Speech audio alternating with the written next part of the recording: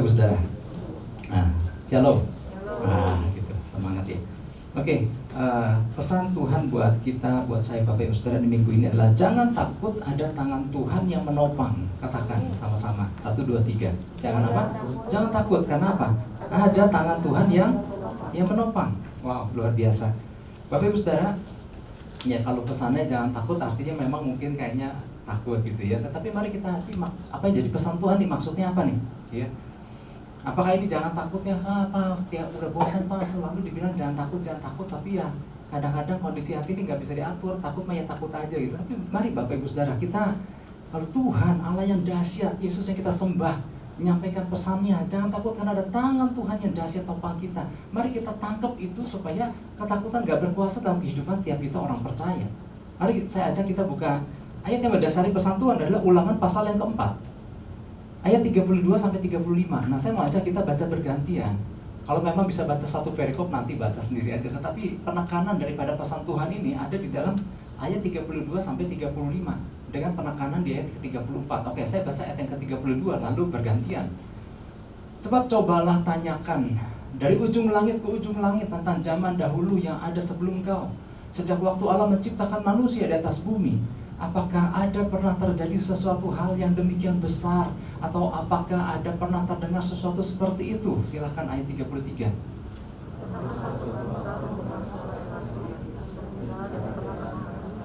Seperti yang kau dengar tetap hidup. Ayat 34.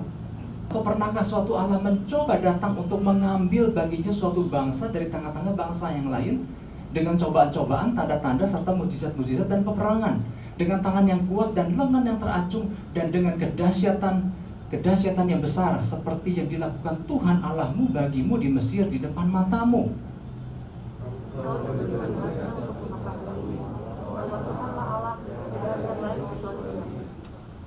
Saya pikir maskernya bikin suara kita jadi rendah sekali ya. Tapi rasanya gini, kalau kita semangat, rasanya masker nggak menghalangi kita untuk mengatakan hal yang luar biasa. Katakan amin. Beri tepuk tangan lu buat Tuhan Yesus. Bapak Ibu Saudara, nanti saya akan jelaskan di bagian waktu Musa mengatakan bagian ini, Musa langsung mengubah gaya bahasanya. Kenapa? Dia lagi berkata, Allah yang kita sembah itu terlalu dahsyat. Katakan amin. Wow. Tapi kita rasanya cuma kayak datar-datar aja gitu ya. Tapi mari, saya percaya lewat pemberitaan pada pagi hari ini, rasanya ini akan mengubah cara pandang kita tentang Allah yang kita sembah. Wow, betapa luar biasanya. Oh, tapi nanti ya saya jelaskan dulu. Latar belakang Bapak Ibu Saudara daripada ini kan di Ulangan pasal yang keempat. Kita tahu kitab Ulangan adalah tempat di mana waktu itu bangsa Israel setelah 40 tahun perjalanan dari padang gurun hendak masuk ke tanah perjanjian, tapi mereka harus nyeberangi sungai Yordan dulu kan. Makanya ada satu wilayah namanya Araba Yordan, masih wilayah Moab, tapi sebentar lagi mereka nyebrang, udah mau deket nyampe. Nah, kesempatan ini digunakan oleh Musa. Kenapa? Musa tahu kan dia nggak boleh masuk ke tanah perjanjian, tugasnya udah selesai di situ. Tapi Musa yang punya pengalaman yang luar biasa bersama Allah, bayangkan Musa yang datang kepada Firaun atas tuntunan, atas perintah Tuhan menghadap Firaun untuk meminta kepada Firaun supaya bangsa Israel boleh keluar dari tanah perbudakan Mesir untuk dibawa ke tanah perjanjian. Nah, Musa kan saksi mata banget, Musa kan tokoh yang terlibat sekali di situ di dalam peristiwa itu. Maka Musa adalah pribadi yang tahu sekali kedahsyatan Allah. Nah, kesempatan yang ada pada waktu itu di dataran Yordan sebelum bangsa Israel menyeberang di bawah kepemimpinan Joshua, Musa mau gunakan kesempatan itu menceritakan betapa dahsyatnya Allah. Allah yang dia sembah itu.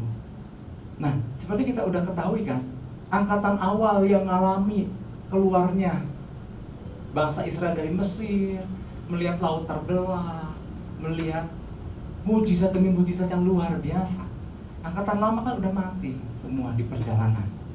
Tinggal sisanya nih angkatan-angkatan muda, angkatan baru, yang pernah dengar betapa dahsyatnya angkatan Allah bapak-bapak mereka.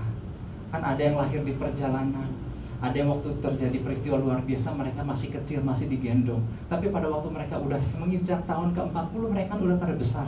Tapi mereka hanya dengar hal yang luar biasa. Ya, mereka hanya menyaksikan sebagian perjalanan mereka yang dipimpin sama Allah yang dahsyat.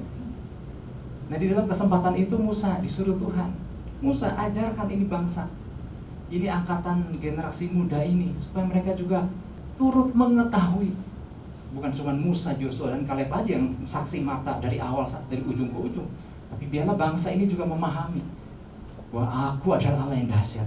Nah, di situ Musa meyakinkan bangsa Israel bahwa mereka adalah umat yang memiliki status yang sangat istimewa. Jadi kalau kita perhatikan di Ulangan pasal yang 4, bukan hanya Musa menceritakan Allah yang begitu dahsyat, tapi Musa juga meyakinkan bangsa Israel bahwa mereka adalah bangsa yang gak ada bangsa lain yang kayak mereka. Mereka terlalu istimewa di mata Tuhan. Mereka bangsa yang dipilih sama Tuhan. Jadi, wow, kesempatan itu Musa pakai untuk menceritakan bahwa mereka adalah umat yang sangat istimewa. Bayangkan di situ dikatakan gak ada bangsa lain yang memiliki perjanjian yang luar biasa dengan Allahnya.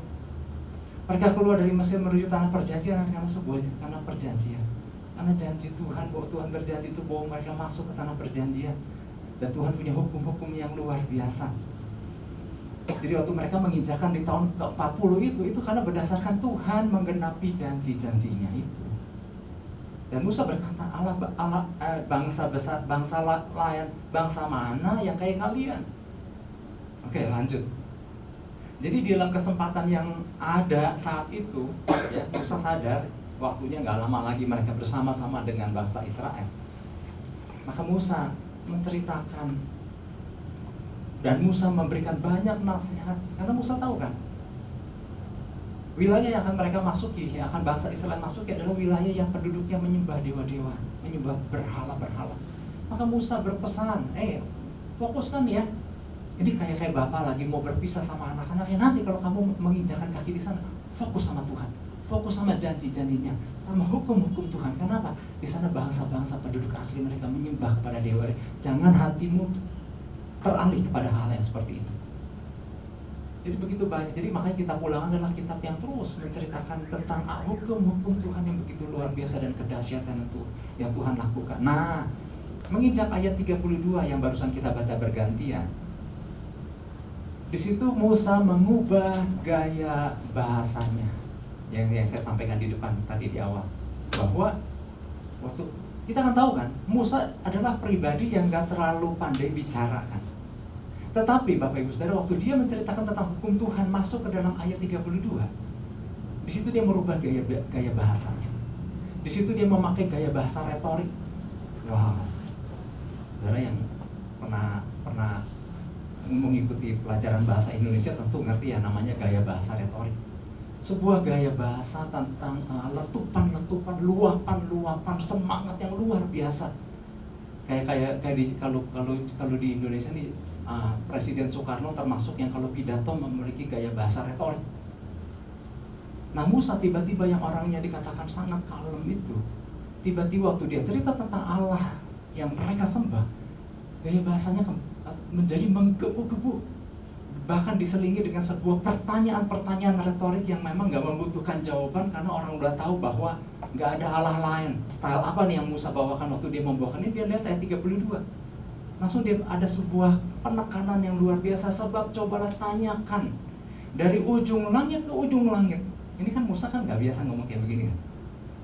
Dia ini memastikan kepada bangsa Israel, coba, dia memberikan sebuah perintah, coba kalian tanya dari ujung langit ke ujung langit, dari sejak tentang zaman dulu yang ada sebelum engkau, sejak waktu Allah menciptakan manusia di atas bumi. Wah, ini kan ini luar biasa ya. Memang kalau yang mendengar kan dia bilang, wah gimana bisa menanya kepada ujung langit dan ke ujung langit. Nah, ini gaya bahasa yang menekankan sesuatu. Tanya sama siapa aja, dari sejak zaman dulu, zaman penciptaan sampai zaman sekarang. Apakah ada pernah terjadi sesuatu hal yang demikian besar? Ini lagi bicara tentang Allah Israel. Apakah ada pernah terjadi sesuatu hal yang demikian besar? Atau apakah ada pernah terdengar sesuatu seperti itu? Ini lagi menjelaskan ayat 31 tentang Allah dengan hukum-hukum yang adil. Coba tanyakan, ada lagi gak Allah yang kayak begini? Gak ada. Jadi pertanyaan gaya retorik ini ada, dia bertanya, tapi yang nanya juga ya udah tahu jawabannya pasti gak ada. Karena hanya dia yang dimaksud Allah yang luar biasa. Ayat 33, Musa kembali sama. Jadi 3 ayat ini adalah bagaimana Musa lagi meyakinkan bangsa Israel. Pernahkah suatu bangsa mendengar suara ilahi yang berbicara dari tengah-tengah api seperti yang kau dengar dan tetap hidup? Musa lagi ingatkan, ingat gak? Ada masa di mana Tuhan gak cuma mau berbicara sama aku aja, kata Musa, Tapi ingat, pernah ada satu masa di mana Tuhan mau bicara sama kalian semua dan kalian semua takut. Dan akhirnya Tuhan tetap berbicara karena Tuhan ingin menyampaikan perkataan ini kepada seluruh bangsa Israel. Dan kalian ingat, kalian tetap hidup. Kalian dengar suara Tuhan tapi kalian tetap hidup. Pernah ada nggak bangsa yang bisa dengar suara Tuhan yang begitu luar biasa? Pernah dengar nggak ada Allah yang bisa berbicara kepada umatnya? Lalu yang ketiga, ayat 34. Musa lagi meyakinkan, pernahkah, ini pertanyaan mereka semua, pernahkah suatu Allah mencoba datang untuk mengambil baginya suatu bangsa dari tengah-tengah bangsa lain, yang disertai dengan tanda-tanda, segala mujizat, segala perkara-perkara yang ajaib, yang dia ambil umatnya dari bangsa lain dengan tangan yang kuat dan lengan yang teracung? Dan jawabannya udah pasti, nggak pernah ada. Ini adalah suatu contoh di mana Musa lagi menjelaskan siapa Allahnya, siapa Allah kalian, kata Musa kepada seluruh bangsa Israel, dan sekaligus lagi menyatakan kepada kita bahwa betapa dahsyat Allah yang kita sembah. Katakan amin. Di sini dikatakan yang mengambil bangsa dari tengah-tengah bangsa lain dengan cobaan-cobaan, tanda-tanda serta mujizat-mujizat dan peperangan dengan tangan yang kuat dan lengan yang teracung dan kedahsyatan yang besar. Yang Tuhan sampaikan adalah jangan takut karena ada tangan Tuhan yang kuat yang nopang. Tuhan lah. Kita beri tepuk tangan buat Tuhan. Musa lagi meyakinkan bangsa Israel, betul kalian akan masuk ke tanah perjanjian, tapi tantangan nggak sedikit, tantangan banyak. Belum sungai Yordan yang begitu besar, belum penduduk asli sana. Percayalah siapa Allah kalian.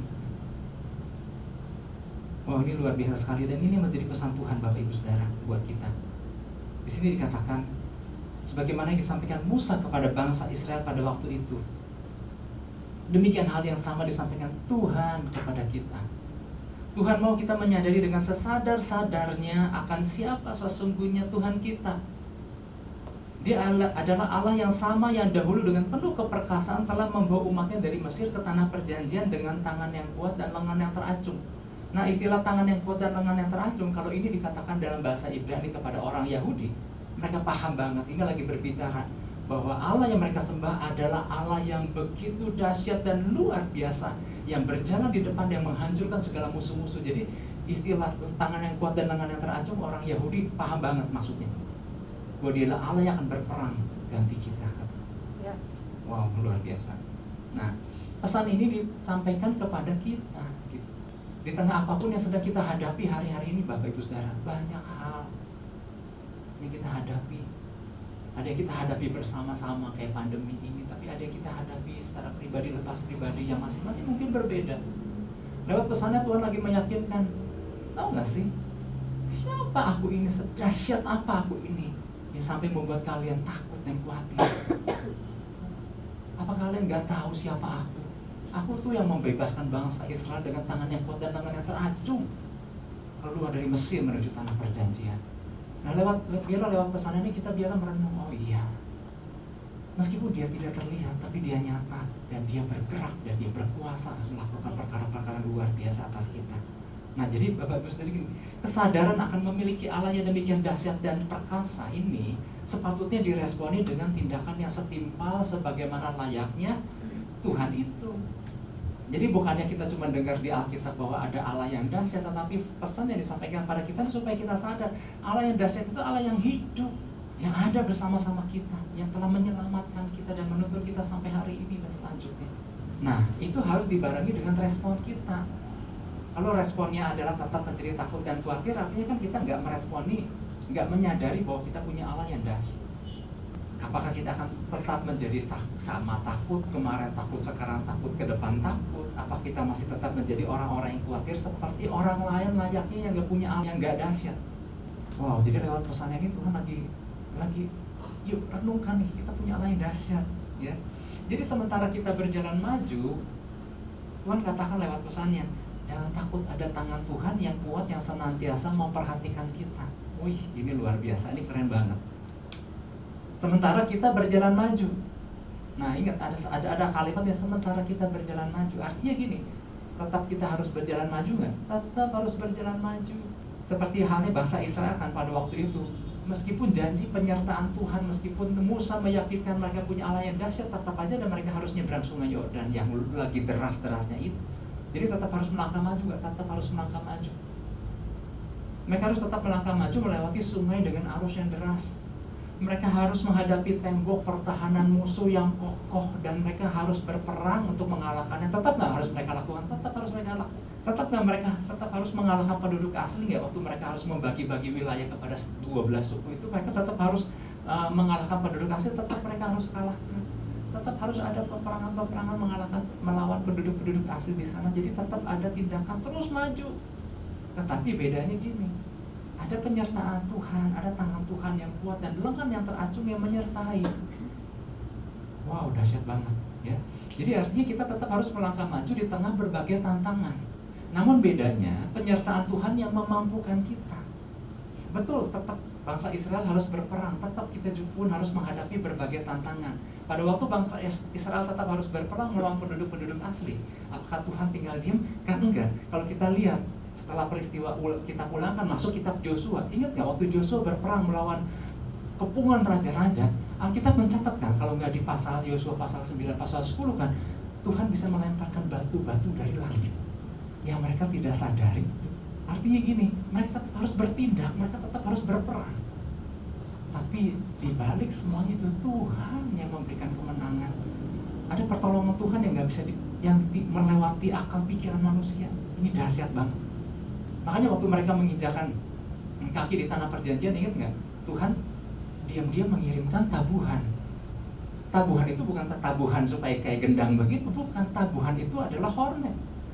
Bahkan ada ayat yang mengatakan bahwa ini adalah binatang-binatang yang bisa menyengat. Yang dikirimkan Tuhan diam-diam untuk apa? Mendahului bangsa Israel. Artinya Tuhan tahulah keterbatasan bangsa Israel. Tapi waktu Tuhan berjanji, aku akan menyertai, maka Tuhan campur tangan di balik semuanya itu, tapi mereka tetap harus melangkah maju. Itu bedanya disertai dengan Tuhan. Bukan artinya kita jadi diam dan tidak melakukan apa-apa. Tetap kita harus bergerak maju, tapi ada tangan Tuhan yang kuat dan lengan yang teracung yang menyertai. Nah ini ada dahsyat. Kayak misalnya gini Bapak Ibu Saudara, bagi para orang tua yang pernah punya anak kecil, kan pernah nggak? Ada masa-masa ngajarin janji nih, nanti papa atau mama akan ngajarin kamu naik sepeda ya nak ya. Pernah nggak ngajarin anak-anak naik sepeda? Ya banyak yang nganggur-nganggur kan. Berarti memang pernah ngajarin anak-anak naik sepeda. Nah tapi syaratnya apa supaya si anak bisa naik sepeda dan melihat bagaimana orang tuanya ngajarin? Anak itu harus naik sepeda dulu atuh, iya kan? Dia harus naik, dia harus pegang setangnya, terus harus ngegoes juga. Nah kalau udah begitu di posisinya, maka orang tua akan menuntun, jaga supaya anaknya nggak jatuh sambil ngajarin. Tapi kalau si anaknya, kan mami janji papi janji mau ngajarin aku naik sepeda, iya tuh ajarin, ya tapi kamu harus naik sepeda, nggak mau. Nah maka nggak akan pernah terlihat bagaimana cara orang tua mengajarkan. Kita punya janji-janji yang dahsyat dan kita cuma tinggal diam. Tuhan lakukan dong kalau memang engkau Tuhan. Enggak, Tuhan mau yuk jalan bersama-sama dan lihat pertolongan yang akan aku lakukan. Yang ngerti katakan amin. Seperti itu cara kerjanya ya, oke. Oleh sebab itu beberapa prinsip yang harus kita pahami berkaitan dengan pesan Tuhan bagi kita ini. Yang pertama adalah gini, tetap berjalan maju tanpa ragu. Tidak ada masalah yang tidak dapat diatasi. Setiap kita punya masing-masing masalah kok. Tapi ingat, waktu kita berjalan bersama Allah yang dahsyat, nggak ada masalah yang tidak pernah teratasi. Sampai umur segini nih, nggak setua ya, sampai semuda, seusia sekarang gitu. Berbagai tantangan dan masalah pernah saya alami dan mungkin sama yang dialami Bapak. Ada masalah yang nggak pernah teratasi. Kalau kita lihat ke belakang, seberat apapun waktu dulu itu, semua diatasi karena Tuhan yang memberikan kemenangan. Katakan amin. Nggak pernah ada yang masalah yang tidak pernah teratasi. Kita buka Ulangan pasal yang keempat ayat 39. Sebab itu ketahuilah pada hari ini dan camkanlah bahwa Tuhanlah Allah yang di langit di atas dan di bumi di bawah, dan tidak ada yang lain. Oh ini apa kalimat ini masih kurang cukup untuk meyakinkan siapa Allah kita. Musa sampaikan itu kepada bangsa Israel. Ketahuilah pada hari dan camkanlah. Ya, nanti kita buka bagian isinya, maknanya apa sih? Ya, tetapi maksudnya saya mau nyampaikan begini Bapak Ibu Saudara. Waktu seseorang diperhadapkan dengan berbagai tantangan yang berat di dalam kehidupannya, Bapak Ibu Saudara. Jadi saat seorang diperhadapkan dengan tantangan yang berat yang nampaknya menghadang perjalanannya menuju pencapaian janji Tuhan nih Bapak Ibu. Bagaimana respon daripada misalnya kita? Apa respon kita waktu kita diperhadapkan dengan tantangan yang luar biasa waktu di dalam perjalanan kita? Tentunya kan ada tantangan-tantangan, punya masing-masing tantangan kan. Apa respon kita? Nah, ada 3 macam respon nih. Responnya gini, apakah ia akan mundur? Apakah kita mundur? Apakah kita berdiam diri dan khawatir? Apakah kita akan tetap melangkah maju? Kalau itu pertanyaan ditujukan kepada seorang percaya waktu di dalam perjalanan dia menghadapi tantangan, respon apa yang akan dia munculkan? Nah, tetap 3 hal ini. Tapi jawabannya apa? Mundur, berdiam diri dengan khawatir, apa tetap melangkah maju? Jawabannya adalah gini, tergantung. Jadi jawaban masing-masing pribadi yang ngalami ini tergantung sejauh mana ia mempercayai kuasa Tuhan yang menjanjikannya. Kan jawabannya ada, apakah mau mundur, berdiam diri dengan terus khawatir, apa mau melangkah maju. Nah, jawaban ini kita nggak bisa pilih. Tergantung masing-masing pribadi sejauh mana ia mengenal Tuhannya. Kalau orang itu nggak mengenal Tuhan maka mundur. Orang itu kalau kurang mengenal Tuhan maka dia akan diam dengan terus khawatir. Tetapi kalau dia mengenal Tuhan maka dia akan terus melangkah maju. Jadi artinya gini Bapak Ibu Saudara, kesimpulannya adalah gini. Jadi respon seseorang itu berbeda satu dengan yang lainnya, tergantung sejauh mana pengenalan dia akan Allahnya. Jadi jawaban ini kita nggak bisa pukul rata. Oh, karena dia orang percaya maka dia akan terus melangkah maju. Oh, tunggu dulu, apakah dia mempercayai Tuhan yang dahsyat itu atau enggak? Kalau nggak terlalu percaya maka belum tentu mau melangkah maju. Namun Musa sadar Bapak Ibu Saudara bahwa meskipun dia nggak diizinkan untuk masuk tanah perjanjian, tapi Musa tahu ada waktu sedikit. Dia mau share itu kepada seluruh bangsa Israel di sela-sela waktu yang ada untuk meyakinkan, ingat loh, Allah kita itu dahsyat, Allah kita luar biasa. Jadi selagi masa ia memiliki kesempatan sama bangsa Israel, masih kesempatan berkumpul, ya terus meyakinkan mereka sedemikian rupa bahwa mereka memiliki Tuhan yang luar biasa menyertai mereka. Nah, karena Musa pun pernah punya pengalaman kan, ini kan sering kita dengar. Pada waktu belum lama mereka keluar dari tanah perjanjian, mereka kan sebetulnya jalan 2-3 minggu kan udah nyampe di wilayah tanah perjanjian. Tuhan Musa kan gak langsung masuk kan, dia mengutus berapa 12 pengintai. Kita ingat kan peristiwa itu. Dari 12 pengintai kan 10 itu pulang dengan membawa kabar busuk. Jangan mau masuk lah, penduduk raksasa tinggi-tinggi, orang-orang enak itu. Kita bisa dimakan habis, siapa kita akan kayak belalang-belalang begini. Tapi berbeda dengan Joshua dan Kaleb. Joshua bilang betul, kita kecil, betul mereka besar, tapi kita akan terus maju. Nah, ini tergantung apa Bapak Ibu Saudara? Tergantung sejauh mana masing-masing pribadi mempercayai Allahnya ya. Dari 12 orang pengintai, 10 orang gak percayakan janji Tuhan. Akibatnya gini, hampir semua bangsa Israel jadi tawar hati terhadap janji Tuhan. Bayangkan gak, pengaruhnya begitu luar biasa. Mereka pun sampai kehilangan iman dan bimbang serta meragukan Tuhan. Nah, Tuhan mau kita mempercayai Dia dengan sungguh-sungguh untuk kita gak menjadi bimbang dan tawar hati. Walaupun tantangan besar ada, sungai yang melintas begitu lebar ada istilahnya, tembok musuh yang begitu tinggi dan tebal ada kita hadapi. Tapi kalau kita bangun kehidupan iman percaya kita, karena kita tahu bukan kita yang akan menghancurkan itu semua, ada tangan Tuhan yang kuat dan lengan Tuhan yang teracung yang tolong kita ya. Jadi tembok boleh tinggi, tantangan boleh menghadang, jurang boleh lebar, segala sesuatu kelihatannya mustahil. Tapi kalau kita percaya sama Tuhan yang dahsyat itu, Dia adalah Allah yang besar dan maha kuasa. Dia akan buka jalan pada saat nggak ada jalan, asal kita percaya, modalnya itu. Nah, kembali ke Ulangan 4 ayat 39. Di sini ada kalimat yang saya mau tekankan. Kalau di dalam Alkitab bahasa Indonesia kan di situ dikatakan, sebab itu ketahuilah pada hari ini dan camkanlah. Musa lagi meyakinkan bahwa ada Tuhan yang dahsyat, Tuhan Allah yang di langit di atas dan bumi di bawah. Tapi di sini dikatakan ketahuilah pada hari ini dan camkanlah.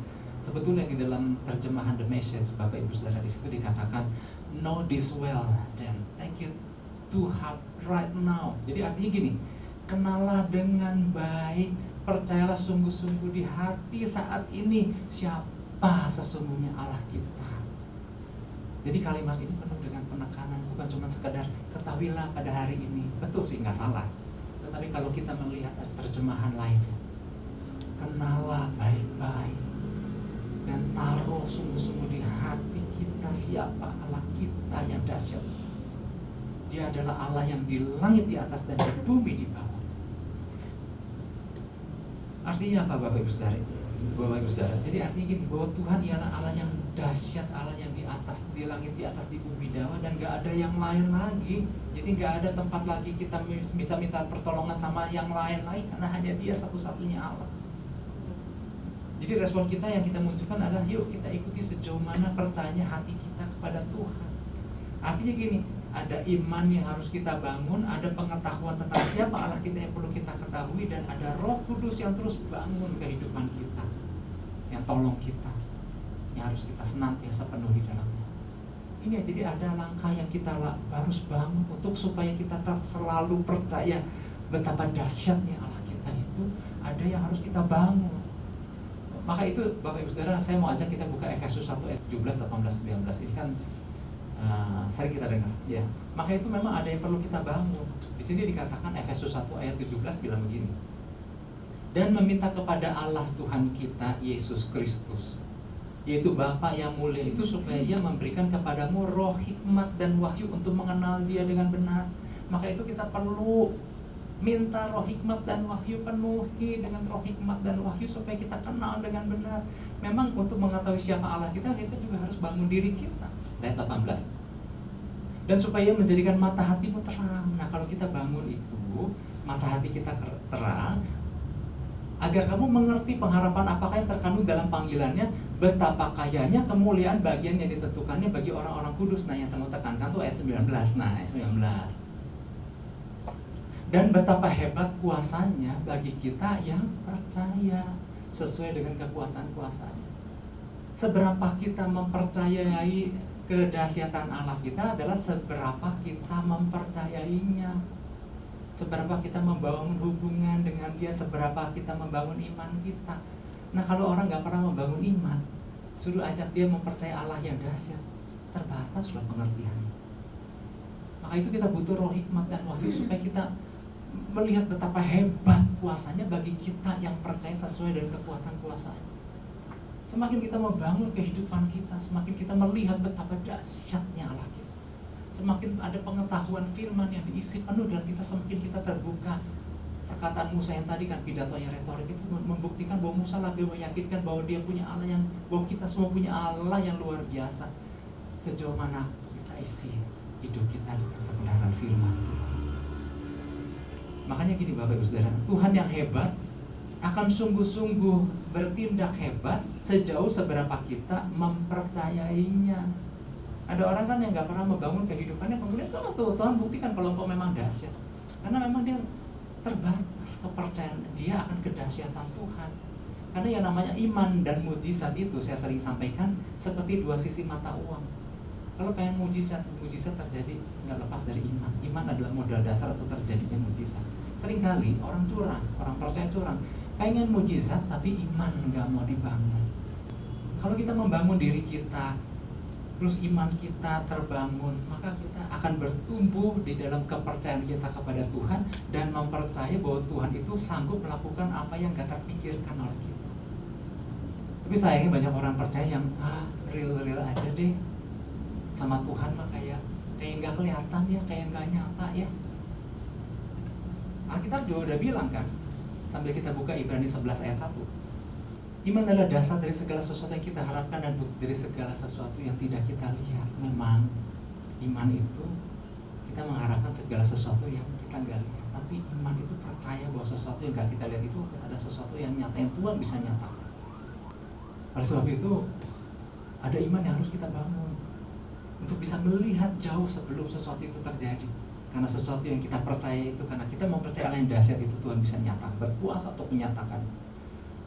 Maka Joshua dan Kaleb, Bapak Ibu Saudara, Tuhan bilang, nah yang ini beda, dia iring aku dengan sepenuh hati. Maksudnya apa dengan sepenuh hati? Karena Joshua dan Kaleb sangat mempercayai siapa Allah yang telah berjanji untuk membawa mereka ke tanah perjanjian. Maka kalau waktu mereka melihat penduduk asli Kanaan, orang-orang enak itu memang besar dan raksasa, Joshua dan Kaleb juga nggak menyangka, memang betul mereka besar dan raksasa. Dan kalau yang 10 pengintai bilang bahwa mereka adalah seperti belalang-belalang kecil yang siap ditelan, yang Joshua dan Kaleb tidak menampik, memang kita kecil-kecil. Mereka raksasa-raksasa, kita bagikan belalang. Tapi karena mereka iring Tuhan dengan sepenuh hati, mereka melihat bahwa Allah mereka tuh dahsyat. Meskipun mereka akan memasuki wilayah yang isinya raksasa-raksasa dan mereka ada belang-belalang, Joshua dan Kaleb berani berkata, kita akan telan habis. Kenapa? Karena dia tahu ada Allah yang dahsyat yang menyertai mereka. Beda dengan yang 10 kan, yang gak menyadari kedahsyatan Allah mereka. Sama-sama orang Israel ini, tetapi yang sepenuh hati, yang iring Tuhan, yang mengenal siapa Tuhannya, dia bilang, tetap kita masuk, Tuhan yang berperang. Wah, ini luar biasa Bapak Ibu Saudara ya. Sayangnya manusia kan ingin yang real-real aja, nyata-nyata aja lah. Beriman itu kan susah. Mendingan pertolongan dari manusia kan real, jelas, terlihat. Hati-hati kalau kita nggak melatih iman kita, kita akan terbiasa dengan yang namanya yang real-real aja seperti itu. Saya dulu waktu masih kuliah, saya ingat sekali dulu, saya pernah kenalan dengan seseorang, temannya teman saya. Orang ini adalah seorang bodyguard, Bapak Ibu, bodyguard profesional di sebuah kota Los Angeles. Jadi dia seringkali di-hire, seringkali dia disewa jasanya untuk mendampingi orang-orang tertentu. Dia seorang yang sangat terlatih. Makanya waktu itu kan kalau saya ngelihat diperkenalkan, wow, saya maka banyak ingin tahu siapa sih orang ini gitu. Dia bilang dia memiliki banyak keahlian. Dia bilang namakanlah, nyelam dia bisa, bela diri dia luar biasa, menggunakan berbagai senjata dia mampu, dia tahu karena memang dia harus mencapai sebuah kualifikasi tertentu untuk bisa disebut seorang bodyguard. Dan dia suka menerima jasa-jasa dari orang-orang tertentu, orang-orang terkenal dan lain-lain. Dan dia berkata, sebagai seorang manusia dia bilang, dia sangat terbatas. Kalau menghadapi musuh yang sesungguhnya, dia bilang, apa sih yang sebetulnya dia bisa lakukan mengandalkan kemampuannya itu? Memang dia bisa segala hal. Tapi kalau udah masa datang tantangan itu, apa yang bisa dia lakukan? Tetapi para penyewa jasanya, begitu didampingi sama dia, pede banget. Begitu luar biasa, sangat mantep banget jalan karena apa? Ada bodyguard yang mendampingi. Padahal dia bilang dalam hati, kalau masa yang terlalu sulit, aku pun gak bisa melakukan terlalu banyak. Karena apa? Manusia itu terbatas. Dia tahu dia punya banyak kemampuan, tapi dia sadar dia sangat terbatas. Tapi kalau dia melihat orang menyewa jasanya, wow, betapa luar biasa. Nah ini gambaran ada lagi nih Bapak Ibu Saudara. Sejauh-jauhnya seorang manusia, apa sih yang bisa manusia lakukan Bapak Ibu Saudara? Tapi kalau kita mengetahui betapa dahsyat Allah kita, katakan amin. Ini harusnya terbangun dalam kehidupan kita.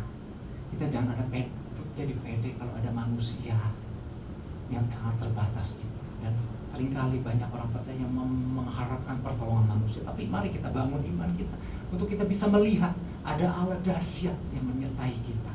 Ini harusnya menjadi kita tenang. Itu yang pertama. Yang kedua, caranya kedua.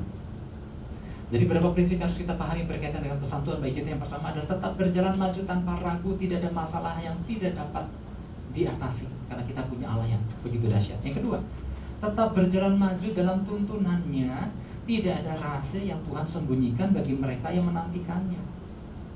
Kan kita perlu tuntunan, kan kita perlu strategi. Ingat, kita punya Allah yang gak pernah merahasiakan apa yang Dia mau berikan kepada kita sebagai arahannya. Dia Allah yang gak pernah menutup-nutupi bagi orang yang memang rindu menantikannya. Ulangan 4 ayat 7. Ini kalau kita baca ulangan 4 luar biasa ya. Di sini lagi Musa ya, meyakinkan. Sebab bangsa besar manakah yang mempunyai Allah yang demikian dekat kepadanya, seperti Tuhan Allah kita setiap kali kita memanggil kepadanya. Musa berkata, bangsa besar mana yang punya Allah begitu dekat? Sebenarnya ada dua yang dibanggakan oleh Jadi dua kebanggaan yang melekat pada bangsa Israel adalah dua ini. Ini kan yang pertama ya. Sebetulnya mereka harusnya sangat pede banget karena bangsa besar mana? Karena nggak ada bangsa besar mana yang punya Allah yang demikian dekat. Ayat 8. Di sini dikatakan, dan bangsa besar manakah yang mempunyai ketetapan dan peraturan yang demikian adil seperti seluruh hukum ini yang kubentangkan kepadamu pada hari ini.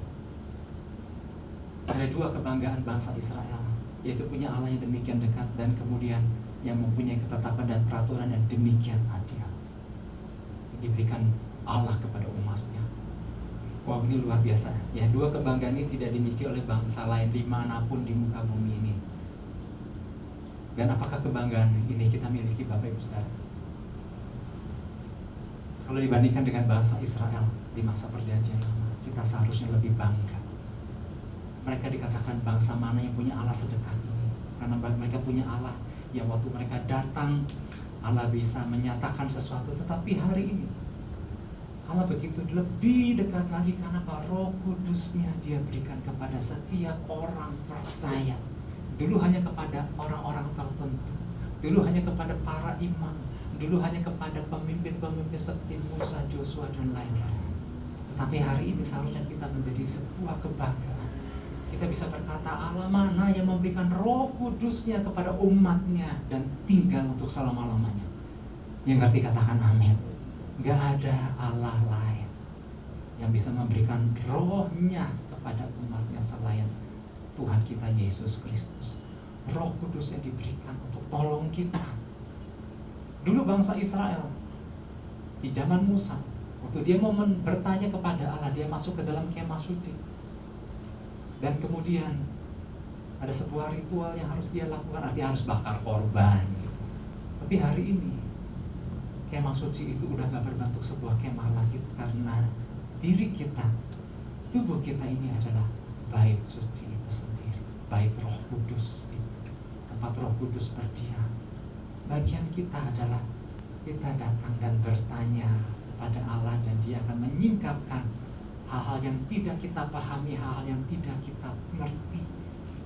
Tidak tahukah kamu bahwa kamu adalah bait Allah dan bahwa Roh Allah diam di dalam kamu? Wow, ini luar biasa. Ini jauh lebih dahsyat lagi untuk kita umatnya, gerejanya di masa sekarang. Ini luar biasa Bapak Ibu Saudara.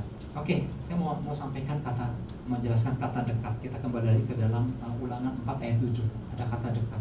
Sebab bangsa besar manakah yang mempunyai Allah demikian dekat. Nah, kata dekat itu dalam bahasa aslinya adalah karob. Dekat atau karob ini bukan hanya bermakna dekat secara jarak. Betul, artinya adalah dekat dalam arti jarak.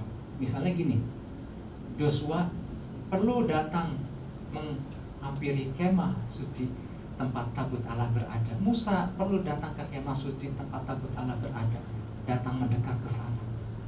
Inilah kata karob. Allah yang demikian dekat, artinya ada jarak. Berbicara soal jarak, tetapi dekat bukan hanya soal jarak aja. Dekat berbicara karib. Jadi mungkin kata karob dan kata karib ini ada kaitannya, Bapak. Jadi arti kata dekat yang kedua dalam makna karob adalah karib. Ada personal relationship, ada jalinan hubungan pribadi yang kita jalin, yang dikatakan kata dekat itu. Allah mana yang bisa menjalin hubungan kedekatan yang seperti disebut keintiman? Gak ada selain Allah yang kita sembah. Jadi perlu nggak Joshua datang mendekat? Perlu nggak kita umat datang mendekat dan memuliakan Tuhan bersama-sama di rumah Tuhan? Perlu. Itu kata dekat. Berbicara soal jarak. Tapi nggak cukup hanya dengan jarak, dekat secara jarak, tapi harus bangun kekariban, bangun personal relationship. Ini yang luar biasa Bapak Ibu Saudara. Ya. Nah, ini yang menjadi modal Abraham waktu disuruh berjalan menuju tempat yang Tuhan tunjukkan kepadanya. Modal Abraham apa sih? Hanya kedekatan sama Tuhan, hanya mezbah yang dia bangun untuk sampai ke tempat yang Tuhan tujukan. Sampai-sampai gini kedekatan Abraham dengan Allah, sampai-sampai ia akan disebut sahabatnya Allah, karena dia berjalan dengan modal percaya, dengan modal iman. Di tengah sesuatu yang fakta yang dimana dia menurut ukuran manusia nggak mungkin bisa terjadi, tapi karena iman percayanya dan pengenalan dia akan Allah yang membuat dia tetap mempercayai Tuhan. Sampai-sampai suatu hari, nah ini sedikit saya cuma mau menggambarkan bagaimana hubungan yang dijalin antara Musa dengan Allah, sampai Allah mau nyingkapkan rahasia, sampai-sampai saking dekatnya. Waktu Allah mendengar keluh kesah orang tentang Sodom, Allah sampai menyuruh malaikat untuk turun, untuk musnahkan Sodom dengan hujan belerang. Tapi kemudian di situ dikatakan Allah berfirman, masa sih Abraham tidak aku kasih tahu rencanaku akan Sodom. Aduh, ini indah banget Bapak Ibu Saudara. Kalau kita lihat di dalam Kejadian 18 ayat 17 ya, di situ dikatakan, berpikirlah Tuhan, apakah aku akan menyembunyikan kepada Abraham akan apa yang hendak kulakukan ini. Ini bicara soal apa? Personal relationship. Tuhan bisa, Tuhan berdaulat untuk melakukan apa aja pada kota apa aja, tetapi pada waktu Tuhan mau melakukan sesuatu buat Sodom, masa sih aku merahasiakan itu kepada Abraham? Maka dibukakanlah rahasia tentang rencana Allah kepada Abraham. Ini adalah bukti bahwa kedekatan Abraham dengan Allah sehingga Allah membukakan rahasianya. Nah, hal ini juga, kalau ini terjadi di zaman Abraham, apalagi ini terjadi di zaman kita, di mana Roh Kudus telah diberikan pada setiap orang percaya, Bapak Ibu. Hari ini ada teknologi yang luar biasa. Di beberapa tahun terakhir, kita bisa bertanya kepada perangkat komputer, nggak usah tulis, kita cukup ngomong aja, maka dia akan bisa kasih kita jawaban. Alat itu bisa ada di HP, alat itu bisa ada di jam tangan, alat itu bisa ada ditaruh di alat di rumah, di tengah rumah, yang dihubungkan dengan berbagai peralatan bagian kita. Cuman sebutin berita apa hari ini, dia langsung keluarin berita jam berapa, apa yang aku udah janji sama siapa, maka dia keluarin semua perkataan-perkataan itu. Nah, ini kan menjadi sebuah teknologi yang canggih. Nah, sayangnya banyak orang lebih menyukai, nah yang kayak gini aja deh, yang real-real aja deh. Tapi buat mata Abraham, buat Musa, buat Joshua, buat Daud, dan para tokoh-tokoh di Alkitab, teknologi ini kan buat mereka ini kan barang lama. Dulu kami lebih canggih. Zaman sekarang cuma nanya sama komputer dan komputer kasih jawab. Abraham berkata, dulu di zaman aku bukan berseru sama komputer, aku berseru kepada Allahku dan dia memberikan jawaban kepada aku. Dan seharusnya masa ini, masa sekarang, buat kita orang-orang percaya, kita nggak tergantung sama komputer-komputer itu. Ada Roh Kudus di dalam kita, bagian kita adalah tinggal berseru kepada Tuhan, dan Tuhan akan membuka rahasia-rahasia kepada kita. Ini yang membuat kita terus berjalan dalam kegairahan, karena tuntunan Tuhan yang terus menyingkapkan banyak hal untuk kita terus berjalan bersama Tuhan dengan tangan Tuhan yang kuat dan lengan yang teracung, dan membawa kita dari kemenangan kepada kemenangan. Yang percaya katakan amin. Kita beri tepuk tangan kepada Yesus. Kita mau berdoa.